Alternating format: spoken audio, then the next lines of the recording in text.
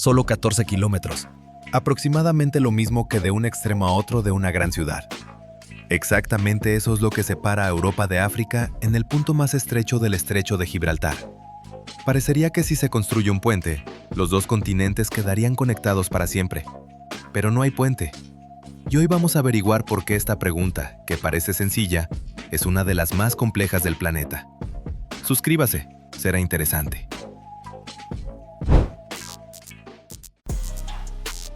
El estrecho de Gibraltar es conocido por la gente desde la antigüedad. Para los griegos y romanos era el lugar donde terminaba el mundo conocido. Aquí se alzaban las legendarias columnas de Hércules, tras las cuales comenzaba lo desconocido. Fenicios, cartagineses, árabes, españoles y portugueses, todos pasaron por ese estrecho, comerciaron, lucharon y buscaron nuevas tierras. El estrecho siempre ha sido no solo agua, sino una verdadera frontera entre mundos. Incluso el propio nombre de este lugar habla de historia. La palabra Gibraltar proviene de una expresión árabe que significa aproximadamente lo siguiente: montaña de Tarik. Tarik ibn Ziyad fue un general árabe que en el año 711 cruzó el estrecho y comenzó la conquista de España. Desde entonces, este lugar se ha convertido en un símbolo de cómo los pueblos y ejércitos enteros cruzan las fronteras entre continentes. Hoy en día, por el estrecho de Gibraltar, pasan cada año unos 80.000 barcos. Es una de las rutas marítimas más transitadas del planeta. Petroleros, portacontenedores con mercancías, transbordadores de pasajeros, barcos de guerra. Todo esto se mueve en un flujo continuo a través del estrecho corredor entre las costas. El estrecho conecta el Atlántico con el mar Mediterráneo, lo que significa que vincula los puertos de Europa, Asia, África y América en una sola red comercial. Cuando miras el mapa, la idea de un puente parece casi obvia. Aquí está España, aquí está Marruecos. Hay una distancia muy pequeña entre ellos. Pero el mapa no muestra lo principal, lo que sucede bajo la superficie del agua. Y allí todo está dispuesto de tal manera que los ingenieros, al estudiar por primera vez las condiciones en el estrecho, solo negaron con la cabeza. Y ahora entenderán por qué. Comencemos con la profundidad. En el punto más estrecho, el estrecho desciende unos 300 metros. Para entender si esto es mucho o poco, imagine un edificio de 30 pisos. Ahora coloque 10 edificios de esos, uno encima del otro. Esa es la masa de agua sobre el fondo. Ni un solo pilar de puente puede simplemente sostenerse en un fondo así, sin costos colosales y riesgos de ingeniería. Pero la profundidad es solo el principio. El fondo del estrecho es irregular y extremadamente complejo en su composición. Allí se encuentran formaciones rocosas duras, suelos blandos y cañones submarinos que van aún más profundo. Encontrar puntos confiables para los apoyos en un relieve así es extremadamente difícil. Los ingenieros tendrían que mapear literalmente cada sección del fondo antes de tomar una decisión sobre dónde colocar exactamente algo. Ahora añada a esto las corrientes. En el estrecho de Gibraltar, el agua se mueve en dos direcciones al mismo tiempo. En la superficie, el agua del Atlántico entra en el mar Mediterráneo. Y a gran profundidad, el agua del Mediterráneo, más salada y pesada, fluye lentamente en la dirección opuesta, hacia el Atlántico. Esto es como un río de 2 pisos. Y toda esta potencia presionaría los pilares del puente cada segundo, día tras día, año tras año. Añada el viento a esto. Aquí soplan los famosos vientos locales, el levante y el poniente. El levante sopla desde el este con ráfagas bruscas y es capaz de levantar tales olas que el servicio de transbordadores a veces simplemente se detiene. Un puente en un lugar así tendría que soportar cargas laterales constantes que con el tiempo sacuden literalmente cualquier construcción. Y ahora la parte más alarmante, los terremotos. El estrecho se encuentra en la zona de colisión de las placas litosféricas africana y europea. Estas placas se mueven lentamente una hacia la otra, y es este movimiento el que periódicamente provoca temblores. En el año 1755 ocurrió en esta región uno de los terremotos más fuertes de la historia de Europa, conocido como el de Lisboa. Destruyó una ciudad entera y dio lugar a olas gigantescas que llegaron a las costas de Brasil. Construir en una zona así es lo mismo que levantar una casa sobre una grieta en el suelo. Y debemos mencionar el agua de mar por separado. Destruye el metal y el hormigón mucho más rápido que el agua dulce. La sal se come literalmente las construcciones desde el interior. Es por eso que los puentes marinos requieren un cuidado constante, recubrimientos protectores costosos y un reemplazo regular de piezas. Un puente a través de Gibraltar no sería solo la construcción del siglo, sino un proyecto de mantenimiento para siglos enteros por delante. Cuando los ingenieros suman todos estos factores, se obtiene una cantidad asombrosa. Según diversos cálculos, la construcción de un puente a través del estrecho de Gibraltar requeriría de 10 a 15 mil millones de euros. Y teniendo en cuenta las inevitables dificultades imprevistas, posiblemente mucho más. Y esto es solo la construcción, sin tener en cuenta las décadas de mantenimiento posterior. Es por eso que los ingenieros hablan más a menudo no de un puente, sino de un túnel. La lógica es sencilla. Un túnel va bajo el fondo y no interfiere con los barcos. 80,000 barcos al año no pueden simplemente dar la vuelta o esperar. La navegación en el estrecho no se detiene ni en tormentas ni en días festivos. Un túnel eliminaría este problema por completo. Pero un túnel bajo Gibraltar tiene su propia dificultad seria. Para evitar las partes más profundas del fondo marino y garantizar un ángulo seguro de descenso y ascenso para los trenes, el túnel tendría que extenderse a una longitud de unos 38 kilómetros. Esto es más que la distancia a través de todo el centro de una metrópoli como París o Londres. Imagine este camino, solo que bajo el agua, en la oscuridad, bajo presión. Para comparar, tomemos el famoso Eurotúnel bajo el Canal de la Mancha, entre Gran Bretaña y Francia. Se construyó durante más de 6 años, costó unos 15,000 millones de dólares a los precios de aquel entonces, y se inauguró en el año 1994. Pero allí los ingenieros tuvieron suerte. Bajo el fondo del Canal de la Mancha yace una capa de tiza blanda que es fácil de perforar. No hay nada parecido bajo Gibraltar. Hay otro problema con el túnel, del que rara vez se habla. Si se permite el paso de coches por él, habrá que resolver la tarea de ventilación para más de 30 kilómetros. Los gases de escape en un espacio cerrado de tal longitud ya no es un detalle técnico, sino una cuestión de vida o muerte. Es por eso que en los proyectos reales solo se considera seriamente un túnel ferroviario, sin coches personales. Así que las dificultades técnicas son enormes, pero digamos honestamente, la humanidad sabe cómo construir en condiciones difíciles. Sabe perforar, profundizar, fortalecer y proteger del agua y los terremotos. La verdadera pregunta no es si es físicamente posible, la pregunta es si la gente que toma las decisiones lo quiere. Y aquí todo se vuelve verdaderamente interesante. Comencemos con un dato inesperado. En el extremo sur de España, justo a la entrada del estrecho se alza un peñón. Uno pequeño, de solo unos 6,5 kilómetros cuadrados. Unas 34,000 personas viven en él. Y este peñón se llama Gibraltar. Parecería que tiene de especial, pero este diminuto territorio es británico desde hace más de 300 años. No español, sino precisamente británico. Y es el que se encuentra en el centro mismo de toda esta historia. Gran Bretaña capturó Gibraltar en el año 1704, durante una gran guerra europea por el derecho de sucesión al trono español. Desde entonces, España ha intentado recuperar el peñón varias veces, incluyendo asedios de muchos años. Pero Gibraltar siguió siendo británico. Los residentes votaron 2 veces en referéndums, en los años 1967 y 2002, y ambas veces eligieron permanecer bajo la bandera británica. ¿Por qué Gran Bretaña se aferra tanto a este peñón? Porque quien controla Gibraltar controla la entrada al mar Mediterráneo. Este es un punto estratégico de importancia mundial. Por él pasan rutas comerciales, barcos de guerra y submarinos. La base naval en Gibraltar permite observar todo lo que se mueve entre el Atlántico y el Mediterráneo. Gran Bretaña entendió esto perfectamente y no va a renunciar a tal carta de triunfo. Ahora imagine este panorama. España y Marruecos acordaron construir un túnel. La ruta está trazada, el dinero se ha encontrado, los ingenieros están listos. Pero el túnel pasa cerca del territorio británico. ¿De quién se necesita el permiso?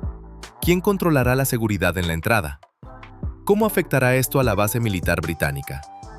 Cualquier proyecto importante en esta zona se convierte automáticamente en un asunto no de 2, sino de al menos 3 partes, cada una de las cuales tiene sus propios intereses.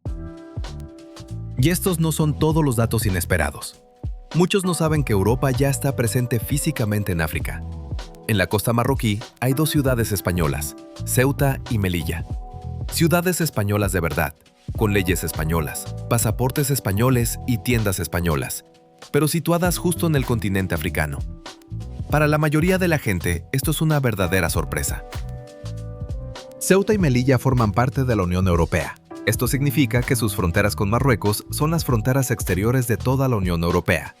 Aquí hay vallas, trabajan guardias fronterizos y rige el control de pasaportes y aduanas. Es a través de estas ciudades que miles de personas de África y otras regiones intentan llegar a Europa. Este es uno de los corredores migratorios más transitados del mundo. Al mismo tiempo, Marruecos nunca ha reconocido oficialmente la soberanía española sobre Ceuta y Melilla. La parte marroquí plantea periódicamente esta cuestión, insinuando que estas ciudades le pertenecen históricamente. Así que la relación entre España y Marruecos no es solo una relación de vecinos, es una historia compleja de reclamaciones mutuas, que combina muy mal con la idea de un megaproyecto conjunto de miles de millones de euros. Un gran tema aparte es la migración. El estrecho de Gibraltar es una de las principales rutas por las que la gente intenta llegar a Europa desde África en pequeñas barcas. Este es un camino peligroso, mortalmente peligroso. Cientos de personas mueren aquí anualmente. Si apareciera un túnel, el carácter de este flujo cambiaría, pero el flujo mismo no iría a ninguna parte. El punto de control simplemente se desplazaría y surgirían nuevas disputas sobre quién, cómo y a quién dejar pasar. Es aquí donde se esconde una verdad política importante de la que no se suele hablar abiertamente. La ausencia de un cruce directo entre Europa y África es beneficiosa para varios estados. El agua funciona como una barrera natural. Los transbordadores pueden ser inspeccionados, las rutas pueden cambiarse y los viajes pueden cancelarse. Todo esto puede gestionarse. Y un puente o un túnel es una conexión constante que es mucho más difícil de regular y casi imposible de cerrar rápidamente. Hoy en día, operan líneas regulares de transbordadores entre España y Marruecos. Desde la ciudad española de Algeciras hasta la marroquí Tánger, hay aproximadamente 1 hora y media de mar. Cada año, millones de personas usan esta ruta, especialmente en verano, cuando los marroquíes que viven y trabajan en Europa van a casa a visitar a sus familias. Para ellos, este es un camino familiar y comprensible que existe desde hace décadas. Pero, ¿qué cambiaría si apareciera un túnel? Imagina un tren que sale de Madrid y en unas pocas horas llega a Casablanca. Sin transbordos, sin transbordadores, sin perder tiempo en el mar. Suena a ciencia ficción, pero técnicamente ya es casi real. Porque Marruecos ha estado construyendo activamente ferrocarriles modernos en los últimos años. En el año 2018, Marruecos inauguró el primer ferrocarril de alta velocidad en África entre Casablanca y Tánger. Tánger se encuentra casi frente a Gibraltar, es decir, la parte marroquí ya ha tendido la mano hacia Europa a través del transporte moderno. Solo queda el último paso, ese mismo cruce a través del estrecho. España, por su parte, tiene una de las mejores redes de trenes de alta velocidad de Europa. Si se conectaran los sistemas español y marroquí a través de un túnel, teóricamente sería posible crear una ruta desde Londres o París hasta Marrakech sin un solo transbordo a un transbordador. Una ruta así cambiaría drásticamente el mercado turístico y de carga entre los dos continentes. Los partidarios al proyecto hablan de beneficios económicos. La conexión terrestre directa reduciría el coste de entrega de mercancías de África a Europa y viceversa. Marruecos se convertiría en el principal centro de tránsito para las mercancías de todo el continente africano. Las inversiones crecerían, aparecerían puestos de trabajo y el turismo se animaría en ambos lados. Pero los críticos hacen preguntas muy prácticas. ¿Quién pagará el mantenimiento del túnel durante décadas? ¿Cómo dividir los ingresos del paso? ¿Qué pasará si ocurre un conflicto político entre los países y el túnel ya está construido y funcionando? Todas estas cuestiones requieren no soluciones de ingeniería, sino acuerdos políticos, y unos que deben mantenerse firmes durante muchas generaciones. Debe decirse honestamente, incluso encontrar dinero para un proyecto así es extremadamente difícil. La Unión Europea podría en principio participar en la financiación si el proyecto fuera reconocido como estratégicamente importante. Pero la Unión Europea nunca ha financiado nada parecido fuera de sus fronteras a tal escala. Para ello se requeriría una decisión política a nivel de jefes de Estado, y no solo un acuerdo de dos países vecinos. Incluso si se encontrara el dinero, surgiría la siguiente tarea: nuevos puntos fronterizos. El túnel requeriría complejos terminales enteros en ambos lados con aduana, control de pasaportes, zonas de inspección, aparcamientos y salas de servicio. Son proyectos de construcción separados, presupuestos separados y años de trabajo separados. Y todo esto solo para que el primer pasajero pudiera entrar en el túnel. La seguridad del propio túnel también es un tema enorme aparte. Un espacio subterráneo cerrado de casi 40 kilómetros de largo es un objeto muy vulnerable. Allí son necesarios sistemas de vigilancia continua, salidas de emergencia a intervalos determinados, potentes sistemas de extinción de incendios y planes de evacuación claros. Proporcionar todo esto en un túnel bajo el fondo del mar, en la frontera de dos continentes, es incomparablemente más difícil que en un túnel urbano normal. Hay otro detalle del que se habla poco. El área del Estrecho de Gibraltar es una zona de actividad naval muy activa. Los barcos de la OTAN están constantemente de servicio aquí. Entran submarinos de diferentes países y se realiza un monitoreo continuo del movimiento de barcos aquí. Cualquier túnel se convertiría inmediatamente en un objeto estratégico que necesita ser protegido a nivel militar. Y esta es una capa de complejidad completamente nueva y separada. Y no se trata solo de los actores regionales. Las principales potencias mundiales también vigilan de cerca lo que sucede en Gibraltar. El control sobre la entrada al mar Mediterráneo es una cuestión de estrategia militar global. Cualquier cambio serio en esta región se convierte automáticamente en objeto de atención de las capitales mundiales.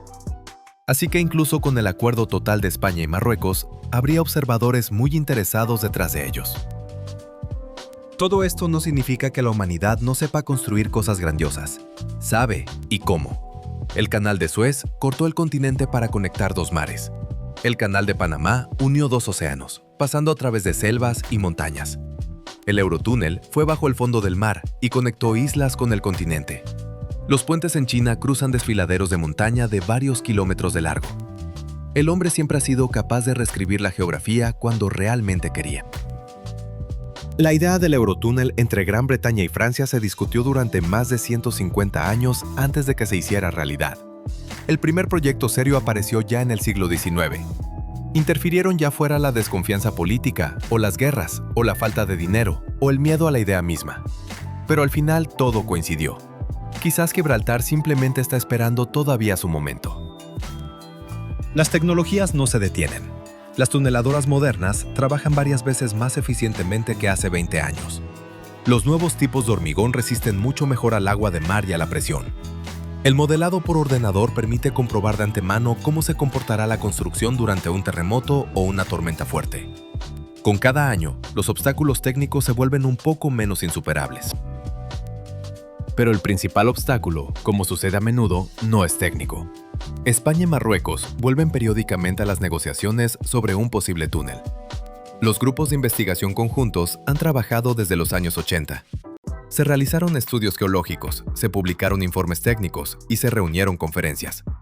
En el año 2016, ambos países volvieron a confirmar el interés en estudiar el proyecto. Pero cada vez los desacuerdos políticos resultaron ser más fuertes que los planes de ingeniería. Detrás de estos 14 kilómetros se encuentra todo. Cientos de años de historia colonial, disputas territoriales sin resolver, dinero enorme, geología compleja, estrategia militar de las potencias mundiales y cuestiones de migración que no tienen respuestas sencillas. Es por eso que la estrecha franja de agua en el mapa resulta ser mucho más ancha de lo que parece. Si fue interesante, asegúrese de suscribirse al canal y dejar un comentario. Esto es muy importante para la promoción.